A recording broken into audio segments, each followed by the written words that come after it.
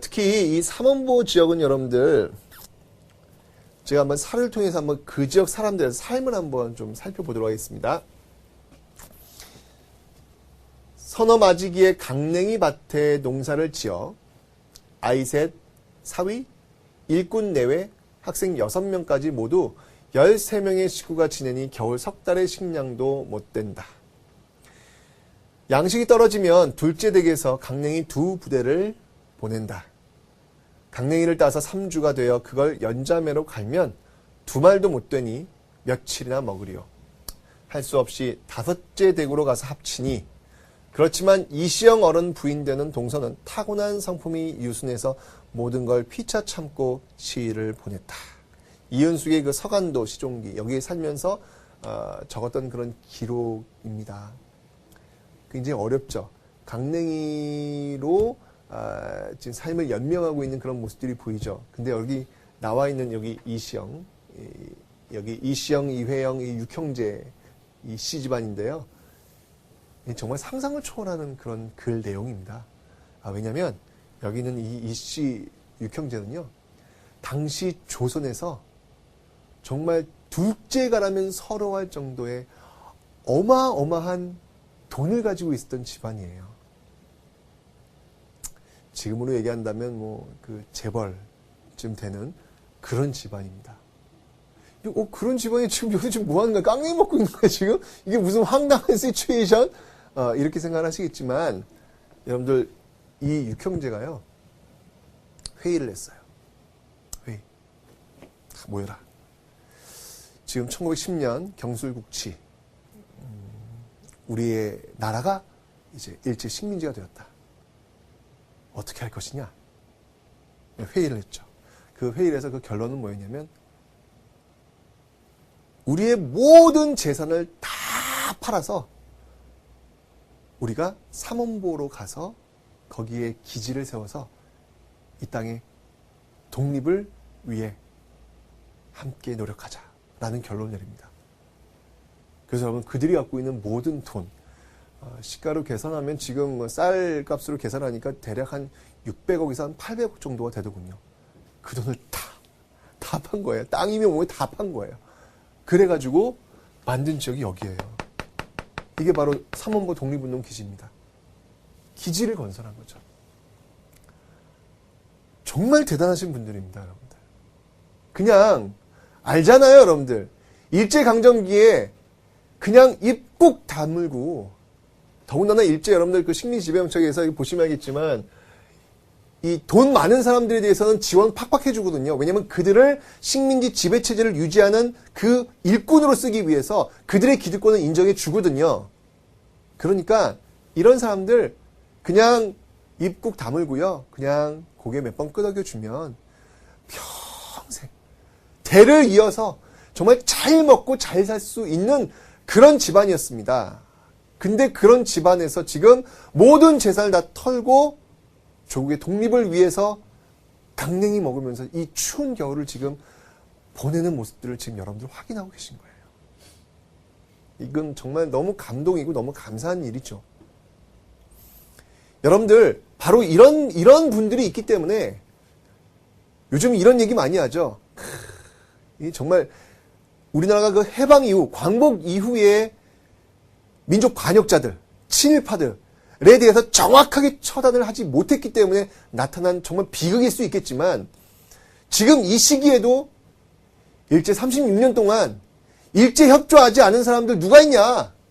창씨개명 안 한 사람들 누가 있냐? 일제 시대는 다 그랬다. 너가 그 시대 가봐라. 너라면 안 그렇겠느냐?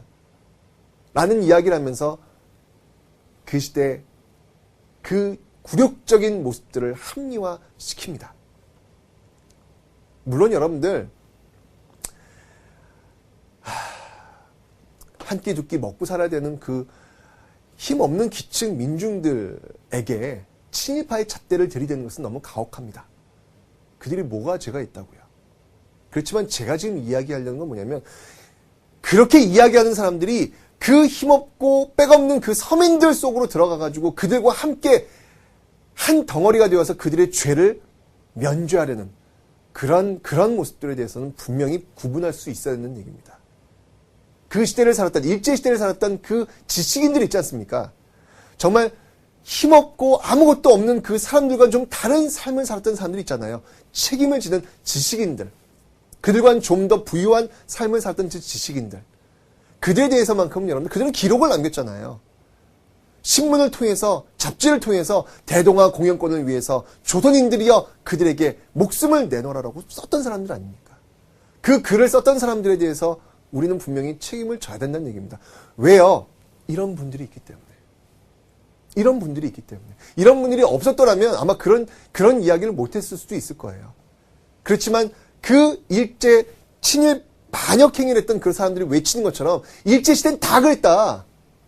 아니란 말이죠. 아니란 말이죠. 왜 기층 민중들 속으로 들어가 숨으려고 하냔 말이죠.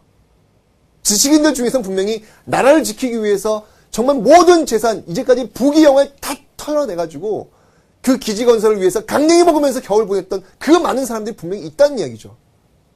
어디서 감히 일제시대는 다 그랬다는 그런 식으로 변명을 해서 빠져나가려고 합니까? 아주 지긋지긋합니다. 그런 논리는요. 여러분들 지금 이런 분들의 집안들 지금 어떻게 사시는지 아세요? 기초수급자 생활하고 계십니다. 이 자손들이요. 이 묘지 하나 지금 관리하지 못하고 있는 그런 상황입니다, 여러분들. 그게 대한민국의 지금 현재의 모습입니다. 그래서야 되겠습니까?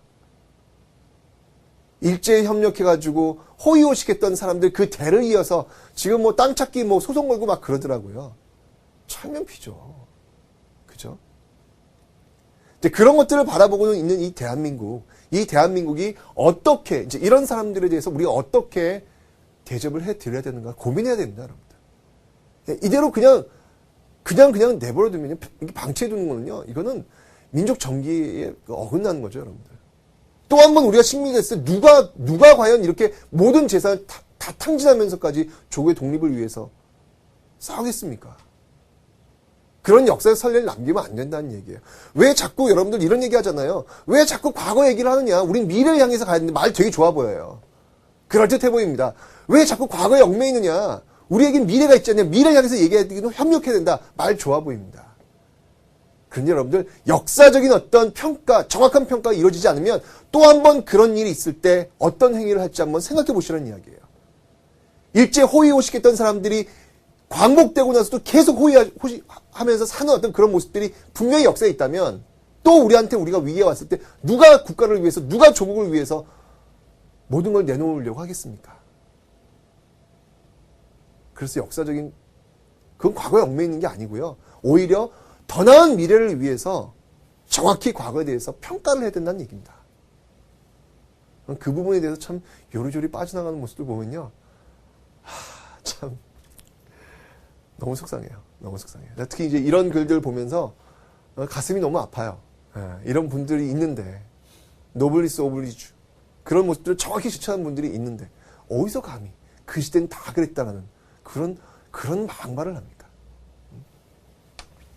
자, 여기 이제 그런 어떤